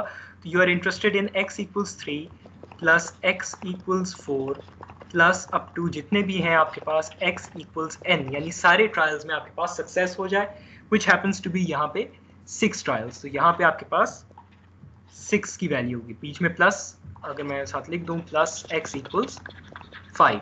तो अब आपको ये जो बाइनोमियल डिस्ट्रीब्यूशन की डेफिनेशन है ये अप्लाई करनी पड़ेगी हर इंडिविजुअल केस के लिए. ठीक है, इसको ऑल्टरनेटिवली आप रिप्रेजेंट करते हैं summation x equals 3 up to n, जो कि यहाँ पे 6 है, of the binomial distribution. ठीक है, अब यहाँ पे मैं x की एग्जैक्ट वैल्यू नहीं डाल रहा, वो यहाँ पे समेशन से आइटरेटिवली रिप्लेस की जाएगी. ठीक है, लेकिन बेसिकली आपको इन 4 क्वांटिटीज का आप सम लेना है, तो इनके ऊपर अब आप वैल्यूज निकालते जाएंगे. ठीक है, बाइनोमियल डिस्ट्रीब्यूशन की. तो पहली वैल्यू अब ये आप लोग बताएं किस तरह से निकालेंगे. x इक्वल्स 3 की क्या वैल्यू होगी, ये हमने देख ली, ऊपर 0.313 आती है. x इक्वल्स 4 के लिए मैं वैल्यू कैसे निकालूंगा, कोई बता सकता है?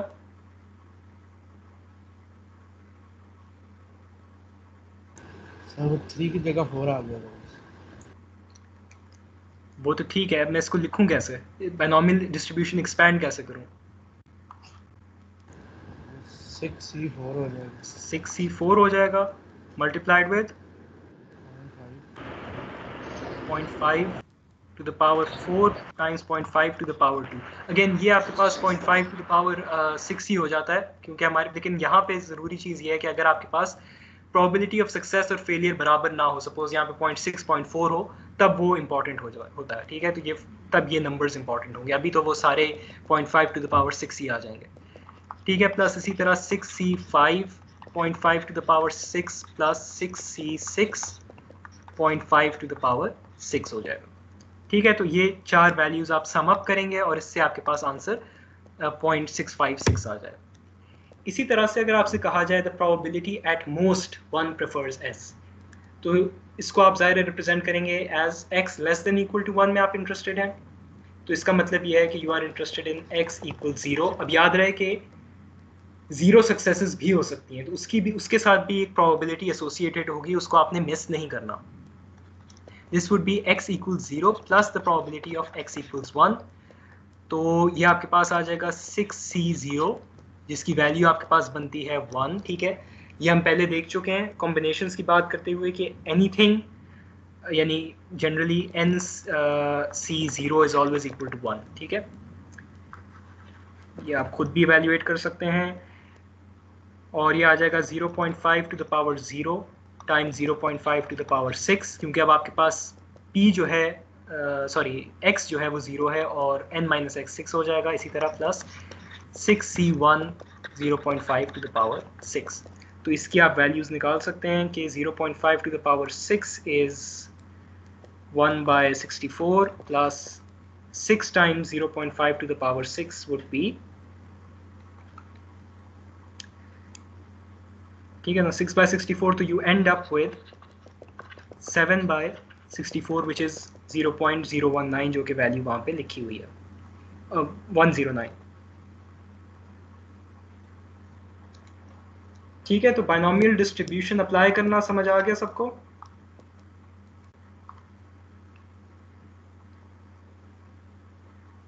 यस. अच्छा, अब देखें कि यहाँ पे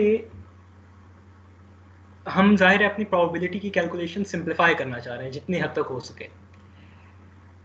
यहाँ पे आपने जब एग्जैक्ट नंबर ऑफ सक्सेसेस की वैल्यू निकालना चाहिए, तो आपने ये फार्मूला अप्लाई किया, वैल्यू आ गई. इसी तरह से जब आपने एटलीस्ट या एट मोस्ट वाले केसेस की प्रोबेबिलिटी आपको चाहिए, तो अब आपको एक हर पॉसिबल वैल्यू जो उसके अंदर, जो इस इनइक्वालिटी के अंदर जितनी भी x की वैल्यूज कवर होती हैं, हर के ऊपर आपको बार बार वो प्रोबेबिलिटी बाइनोमियल डिस्ट्रीब्यूशन की जो डेफिनेशन है वो अप्लाई करने की ज़रूरत पड़ेगी. और हम कहते हैं कि binomial experiment could have an infinite number of trials, ठीक है, ज़रूरी नहीं है कि आपके पास एक बड़े छोटे नंबर हो। तो अगर आपके पास सपोज 10 ट्रायल भी हो जाए और मैं कहूँ कि एटलीस्ट 3 की आप प्रोबेबिलिटी निकालें, तो you would have to repeat this process 7 times, ठीक है। इसी तरह से अगर मैं 20 ट्रायल्स के आपको केस दे दूं, तो उसमें आपको प्रोबेबिलिटी निकालना, इस तरह से एक एक करके ऐड करना, would again become time consuming. इसके लिए बायनॉमियल डिस्ट्रीब्यूशन के कुछ स्टैंडर्ड टेबल्स डेवलप किए गए हैं, ठीक है, क्योंकि आपके पास वो जेनेरिक जो इक्वेशन है, जो उसकी रिलेशनशिप है, फॉर्मुलेशन है बायनॉमियल डिस्ट्रीब्यूशन का, वो तो आपको पता है कि उसकी क्या फॉर्म है। तो उसकी मदद से फिर स्टैंडर्डाइज टेबल्स डेवलप किए गए। अब इन टेबल्स के अंदर ज़रूरी चीज़ ये याद रखने की है, टेबल्स के अंदर जो वैल्यूज़ लिखी जाती हैं प्रोबेबिलिटीज़ की, वो क्यूमुलेटिव डिस्ट्रीब्यूशन फंक्शन की होती हैं, ठीक है। यहाँ पे अब आप देखिए कि जो b है वो कैपिटलाइज हो गया, this represents the probability for the cumulative function, ठीक है। यहाँ पे आप देख सकते हैं दिस इज क्यूमुलेटिव प्रोबेबिलिटी, जबकि जो हम स्मॉल b से रिप्रेजेंट कर रहे थे, that represented the probability for specific value of x। जब आप ये चीज़ लिखते हैं, इसका मतलब ये है कि आप इंटरेस्टेड हैं in probability of x equals to small x, ठीक है। जब आप कैपिटल B करके यही चीज़ ब्रैकेट के अंदर लिखते हैं, इसका मतलब ये है you are interested in the probability of x being less than और इक्वल टू दिस वैल्यू। तो इस कैपिटलाइजेशन से बीच में ये इनइक्वालिटी में कन्वर्ट हो जाता है, जिसका मतलब ये है कि अब आप क्यूमुलेट कर रहे हैं उससे नीचे जितने भी थे x की वैल्यूज़ को, ठीक है। तो अब आप बेसिकली ये प्रोबेबिलिटी निकाल रहे हैं कि the discrete random variable is at most a certain value. जिस तरह यहाँ पे हम कह रहे थे probability that at most one person या we get a success in at most one trial, तो इसको मैं लिख सकता था इसी चीज को एज कैपिटल B 160.5, ठीक है। तो this automatically means, capital B automatically means कि मैं अब क्यूमुलेटिव फ्रीक्वेंसी में इंटरेस्टेड हूँ। और क्यूमुलेटिव किस तरह से, inequality would be less than equal to, not greater than equal to, ठीक है। तो एट मोस्ट वाला केस इस स्टैंडर्ड डेफिनेशन को कॉरेस्पॉन्ड करता है।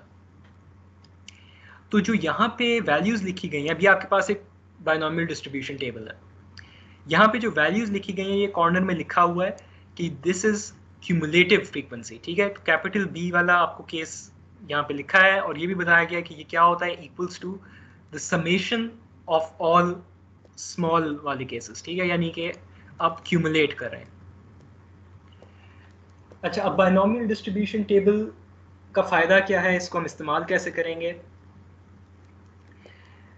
बायनॉमियल डिस्ट्रीब्यूशन टेबल में सबसे पहली चीज़ ये डिटरमिन करने की है कि आपके टोटल नंबर ऑफ ट्रायल्स क्या हैं, आपके प्रोबेबिलिटी ऑफ सक्सेस क्या है ऑन अ सिंगल ट्रायल, और आप कितनी सक्सेसेस में इंटरेस्टेड हैं, ठीक है। तो ये जो 3 पैरामीटर्स हैं x, n और p, इनको आपने आइडेंटिफाई करना है। आपके पास नंबर ऑफ ट्रायल्स के लिए के हिसाब से अलग अलग टेबल्स बनते हैं, ठीक है। आपकी बुक के अंदर ये अपेंडिक्स A1 है। अगर आप अपनी टेक्स्ट बुक में जाएं, पेज नंबर 736 पे PDF के, या आपकी अगर दूसरा एडिशन है तो बहरहाल आप अपेंडिक्स में जाएंगे, वहाँ पे मुख्तलिफ प्रोबेबिलिटी के टेबल्स दिए गए हैं अपेंडिक्स टेबल्स के सेक्शन के नीचे, ठीक है। सबसे पहले वाले आपके पास बायनॉमियल प्रोबेबिलिटी डिस्ट्रीब्यूशन ही के टेबल्स हैं।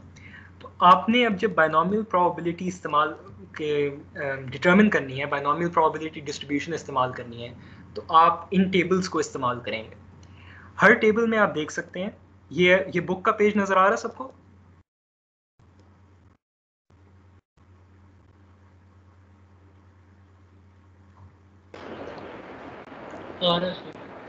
ठीक है। अब आप यहाँ पे देख सकते हैं कि यहाँ पे बायनॉमियल डिस्ट्रीब्यूशन ही के अलग-अलग कई सारे टेबल्स हैं। हर टेबल के ऊपर आपको सबसे पहला हेडर ये दिया गया है कि नंबर ऑफ ट्रायल्स कितने हैं। तो जो स्टैंडर्डाइज टेबल्स हैं वो आपको प्रोवाइड किए जाते हैं फॉर 5, 10, 15, 20 और 25 ट्रायल्स के लिए, आपकी बुक के अंदर मौजूद है। इंटरनेट पे आपको इससे मुख्तलिफ केसेस के भी मिल जाएंगे, बुक के अंदर इसके केसेस दिए गए हैं। तो सबसे पहली चीज़ आप ये डिटरमिन करेंगे कि आपके एक्सपेरिमेंट में टोटल नंबर ऑफ ट्रायल्स कितने हैं और क्या उसका प्रोबेबिलिटी डिस्ट्रीब्यूशन टेबल यहाँ पे मौजूद है या नहीं है। अगेन, ये एक्टिविटी आप मैनुअली फॉर्मूला इस्तेमाल करके हमेशा कर सकते हैं। टेबल का फ़ायदा सिर्फ ये है कि आपको टाइम कम लगेगा, लेकिन अगर आपको यहाँ टेबल में वो वैल्यू ना मिले, इसका ये मतलब नहीं कि प्रॉब्लम हो नहीं सकता। उसकी आप बाइनोमियल डिस्ट्रीब्यूशन की जो हमने पीछे डेफिनेशन देखी, that can always be applied. ठीक है, सपोजिंग आपका स्टैंडर्ड केस के अंदर फॉल करता है, you have a standard number of trials. ठीक है, तो उसके बाद आप ये देखेंगे कि आपकी एक ट्रायल के ऊपर प्रोबेबिलिटी ऑफ सक्सेस क्या है, यानी पी की वैल्यू क्या है। वो यहाँ पे आपको हॉरिजॉन्टल कॉलम के अंदर, सॉरी कॉलम्स के अंदर आपको बाय कॉलम जो है वो नज़र आ रहा है कि प्रोबेबिलिटी ऑफ सक्सेस के अगेंस्ट वैल्यूज़ क्या हैं। ठीक है, तो अगर मैं वापस इस पे जाऊँ 5 ट्रायल्स के केस के ऊपर, तो लेट्स सपोज आपकी प्रोबेबिलिटी ऑफ सक्सेस जो है वो 0.3 है। तो अब आप डायरेक्टली इस कॉलम में इंटरेस्टेड होंगे। ठीक है, कि एक ट्रायल के ऊपर 0.3 प्रोबेबिलिटी है सक्सेस की, तो अब आप इस कॉलम पे आएंगे और उसके बाद आप ये देखेंगे कि आप स्पेसिफिकली कितनी नंबर ऑफ सक्सेसेस में इंटरेस्टेड थे। लेट्स सपोज आप इंटरेस्टेड हैं कि मेरे पास 2 सक्सेसेस हों। ठीक है, तो ज़ाहिर है नंबर ऑफ सक्सेसेस रिप्रेजेंट किया जाता है x से, तो आप आएंगे x इक्वल्स 2 की वैल्यू के ऊपर। ठीक है, x की जो 2 वैल्यू है, और फिर आप इस प्रोबेबिलिटी की वैल्यू को रीड करेंगे। लेकिन अब ये याद रहे कि अगर आप इंटरेस्टेड हैं इन x इक्वल्स 2, तो ये आपका आंसर नहीं है, क्योंकि जो टेबल है this provides values for probability. अगर x यहाँ पे 2 लिखा गया, सॉरी सर ये दोबारा रिपीट कर दी सर, टेबल रीड कर जी। अच्छा, देखिए बाइनोमियल डिस्ट्रीब्यूशन के अंदर आपके पास 3 इंपॉर्टेंट पैरामीटर्स हैं। ठीक है, जो कि बाइनोमियल डिस्ट्रीब्यूशन को आइडेंटिफाई करते हैं या किसी दूसरी बाइनोमियल डिस्ट्रीब्यूशन से डिफरेंशिएट करते हैं। वो है आपके पास n, जो कि टोटल नंबर ऑफ ट्रायल्स है, total number of trials, p which represents the probability of success on a single trial, और x है नंबर ऑफ सक्सेसेस। ठीक है, तो ये 3 पैरामीटर सबसे पहले आइडेंटिफाई करना जरूरी है। जब आप टेबल पे जाते हैं तो टेबल्स कैटेगराइज्ड हैं इन्हीं 3 वैल्यूज की बेसिस पे। सबसे पहली जो कैटेगराइजेशन है वो n के ऊपर होती है, क्योंकि जो n का number, total number of trials जब चेंज होते हैं तो वो टेबल ऑल टुगेदर डिफरेंट होता है। n इक्वल्स 5 का ये टेबल है, n इक्वल्स 10 का एक ऑल टुगेदर अलहदा टेबल है, इसी तरह 15 का फिर एक सेपरेट टेबल है। तो सबसे पहले आपने टोटल नंबर ऑफ ट्रायल्स जो हैं वो डिटरमिन करने हैं कि कितने हैं। आप उसके कॉरेस्पॉन्डिंग टेबल पे जाएंगे। सपोज आपका एक्सपेरिमेंट है, उसके अंदर 5 ट्रायल्स हो रहे हैं, तो आप n इक्वल्स 5 वाला टेबल सेलेक्ट करेंगे या उसको रीड करना स्टार्ट करेंगे। ठीक है, ये यहाँ पे लिखा हुआ है कि नंबर ऑफ ट्रायल्स कितने हैं इस टेबल के लिए। सही है। इसके बाद आप ये देखेंगे कि probability of success on a single trial, यानी p की वैल्यू क्या है। ठीक है, p की वैल्यू यहाँ पे हेडर्स मौजूद हैं। p की मुख्तलिफ कुछ स्टैंडर्ड वैल्यूज के अगेंस्ट आपको यहाँ पे कॉलम्स दिए गए हैं। अगेन p की वैल्यू आपको जो दी जाए या आप जिसमें इंटरेस्टेड हो वो हो सकता है कि एग्जैक्टली यहाँ पे लाई ना करती हो, उस केस में आपको वापस इक्वेशन की मदद लेनी पड़ेगी। लेकिन अगर यहाँ पे सपोज 0.3 की वैल्यू आपकी है सक्सेस की प्रोबेबिलिटी की, तो वो यहाँ पे मौजूद है, तो आप अब इस कॉलम पे आ जाएंगे। ठीक है, इसके बाद अगला काम यह है डिटरमिन करना कि आप प्रोबेबिलिटी निकालना चाहते हैं कितने नंबर ऑफ सक्सेसेस की। ठीक है, आप प्रोबेबिलिटी देखना चाहते हैं सक्सेस होने की, और आप ज़ाहिर आप स्पेसिफिकली एक नंबर ऑफ सक्सेसेस में इंटरेस्टेड हैं। अगर सपोज मैं कहूँ कि आप इंटरेस्टेड हैं x इक्वल्स 3 में, कि मेरे पास 3 सक्सेसेस हों, तो अब आप ये 3 वाली रो को फॉलो करेंगे, और ज़ाहिर है जहाँ पे वो कॉलम के साथ इंटरसेक्ट करेगी, क्योंकि ज़ाहिर है आपने p की वैल्यू को भी सेटिस्फाई करना है, आप वो वाली वैल्यू उठाएंगे। ठीक हो गया, यहाँ तक क्लियर है? Yes sir.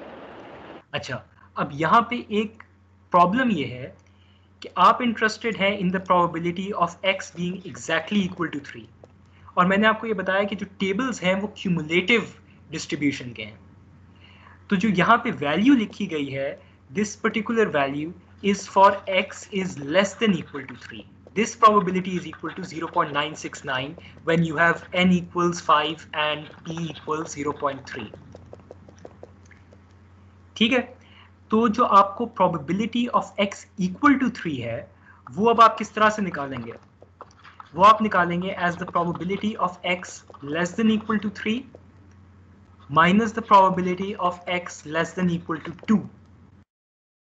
ठीक है, क्योंकि ये वाली प्रोबेबिलिटी मतलब लेस देन इक्वल टू 2 के अंदर आपके पास कौन से केसेस आते हैं? x इक्वल 0 1 2, यहाँ पे x इक्वल 0 1 2 3, तो जो डिफरेंस होगा वो आपको फिर देगा एग्जैक्ट वैल्यू 3 की प्रोबेबिलिटी की। ठीक है, तो इस तरह से आप ये वैल्यू निकालेंगे as 0.969 minus 0.837. This would give you the probability of having exactly 3 successes in an experiment with 5 trials and the probability of success being 0.3 on a single trial. सही है, यहां तक सबको समझ आया?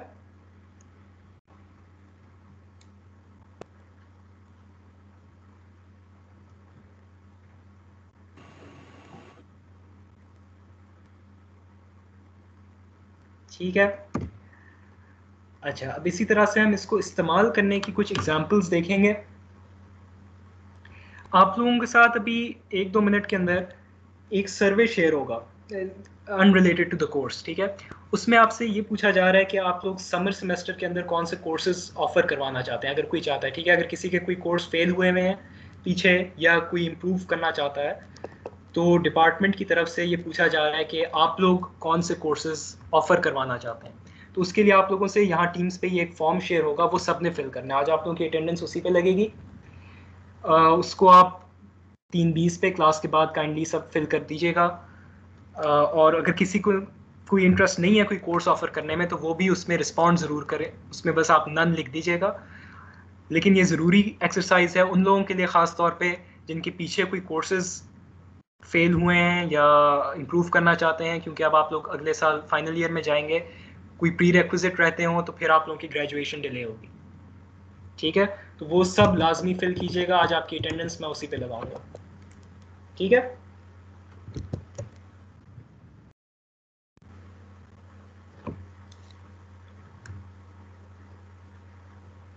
सही है, सुन रहे हैं? Yes sir. Yes sir. अच्छा, अब रिटर्निंग टू द एग्जाम्पल, आपसे ये कहा गया है कि suppose 20% of all copies of a particular textbook fail a certain binding strength test. ठीक है, अब ये आपके पास एक जेनेरिक पॉपुलेशन की इंफॉर्मेशन बताई जा रही है कि वो एक बुक है, उसकी बाइंडिंग की जाती है तो उसमें से 20% जो है वो फेल करती है। Let x denote the number among 15 randomly selected copies that fail the test.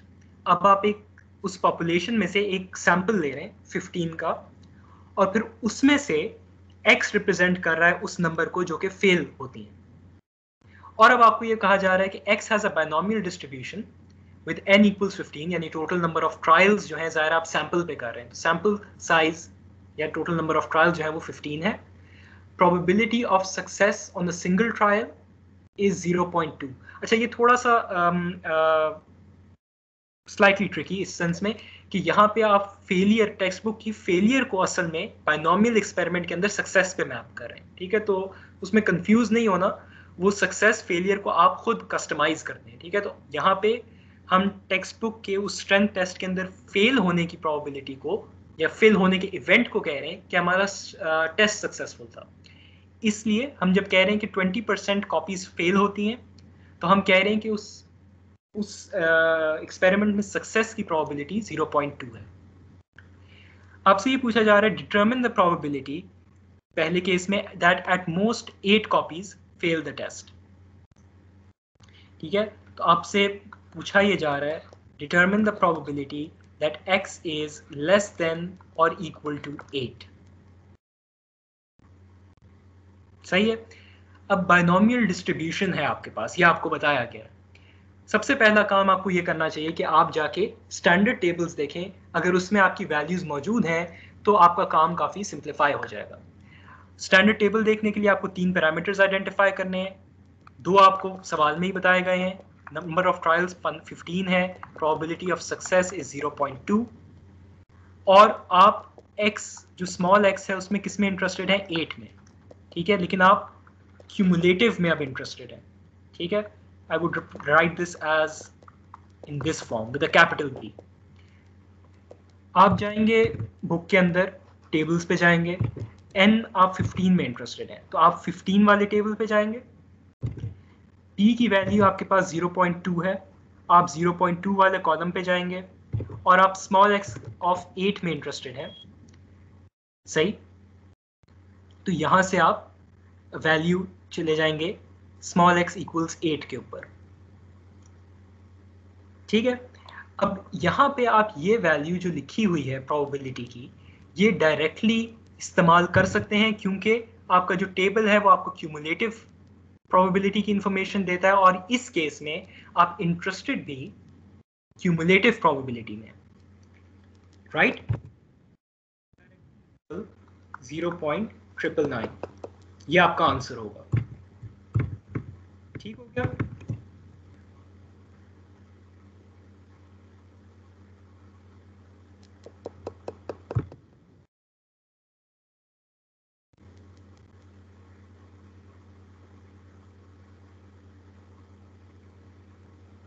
ठीक है, सबको समझ आ रही है? Yes sir. सही। कितना टाइम रहता है, थोड़ा सा चलें, टाइम पूरा हो गया, इसकी एग्जांपल हम नेक्स्ट टाइम दोबारा देख लेंगे, कंप्लीट कर लेंगे। बायनॉमियल डिस्ट्रीब्यूशन टेबल आप लोग एक दफ़ा खुद भी देख लीजिएगा, अगली दफ़ा हम बायनॉमियल डिस्ट्रीब्यूशन तो बस मीन और वेरिएंस की बात करके इस डिस्ट्रीब्यूशन को एंड करेंगे और फिर पॉइसन डिस्ट्रीब्यूशन पे जाएंगे, ठीक है। तो कोई क्वेश्चंस हैं तो पूछ सकते हैं। अच्छा बस ये हो गया सर्वे आप लोगों के